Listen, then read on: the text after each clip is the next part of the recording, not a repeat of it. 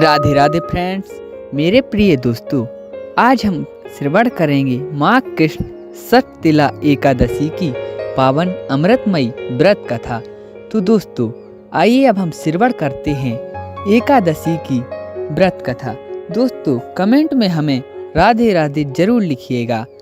दालभ ऋषि बोले कि मनुष्य लोक में आकर लोग ब्रह्म इत्यादि अनेक पाप करते हैं, पराये धन को चुराते हैं, दूसरों को कष्ट देते हैं। ऐसा करने पर भी वे नरक में ना जाएं। हे भगवान, अल्प दान करने से अनायास पाप दूर हो जाएं, उसे कहिए। पुलस्त मुनि बोले, हे महाभाग, तुमने बहुत सुंदर प्रश्न किया है, जिसको ब्रह्मा और विष्णु एवं इंद्र आदि देवताओं ने किसी से नहीं कहा।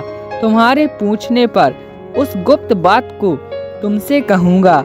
माघ मास के आरंभ में ही शुद्धता से स्नान करके इंद्रियों को वश में करें। जल से हाथ पैर धोकर भगवान का स्मरण करें। ऐसा गोबर लें जो पृथ्वी पर न गिरा हो। उसमें तिल और कपास मिलाकर पिंड बना लें।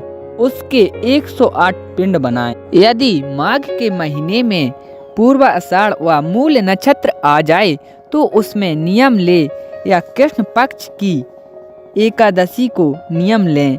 उसका विधान मुझसे सुनो।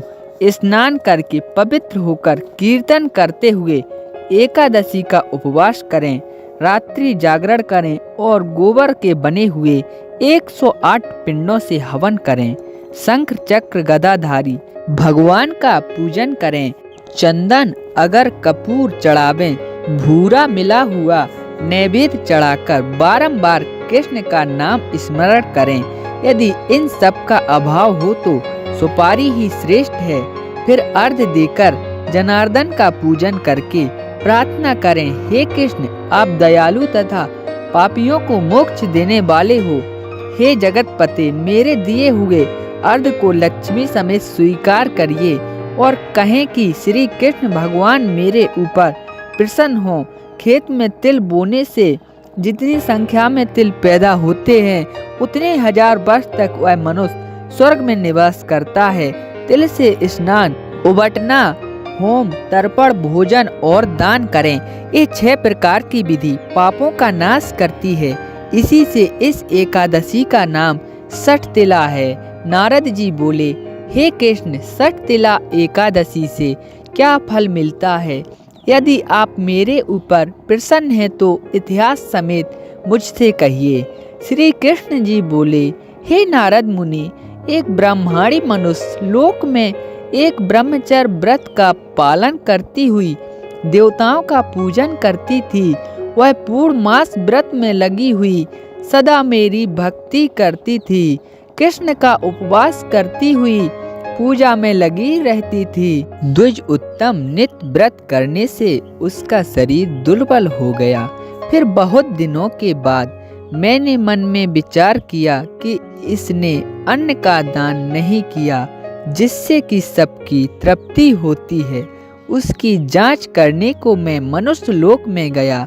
भिक्षुक का रूप धारण करके भिक्षा पात्र लेकर ब्रह्मणी से भीख मांगने लगा। तब ब्रह्मणी बोली, हे ब्राह्मण, तुम कहाँ से आए हो, सो मुझसे कहो।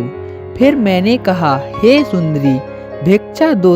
तब उसने क्रोध भर कर मिट्टी का डेल मेरी भिक्षा पात्र में डाल दिया। हे द्विज, फिर मैं स्वर्ग को चला गया। महाव्रत करने वाली तपस्विनी भी व्रत के प्रभाव से देह समेत स्वर्ग में पहुंच गई। मिट्टी के पिंड दान करने से उसको एक सुंदर घर मिल गया, परंतु उस घर में अन्न और धन नहीं था। हे विप्र से, जो उसने प्रवेश किया तो वहाँ कुछ भी नहीं देखा। हे द्विज, तब घर से निकलकर मेरे पास आई और बहुत कुपित होकर बोली कि सब लोगों को रचने वाले भगवान का मैंने बड़े कठिन व्रत, उपवास और पूजन से आराधन किया है, परंतु हे जनार्दन, मेरे घर में अन्न धन कुछ भी नहीं है। तब मैंने उससे कहा कि तू जैसे आई है उसी तरह अपने घर चली जा।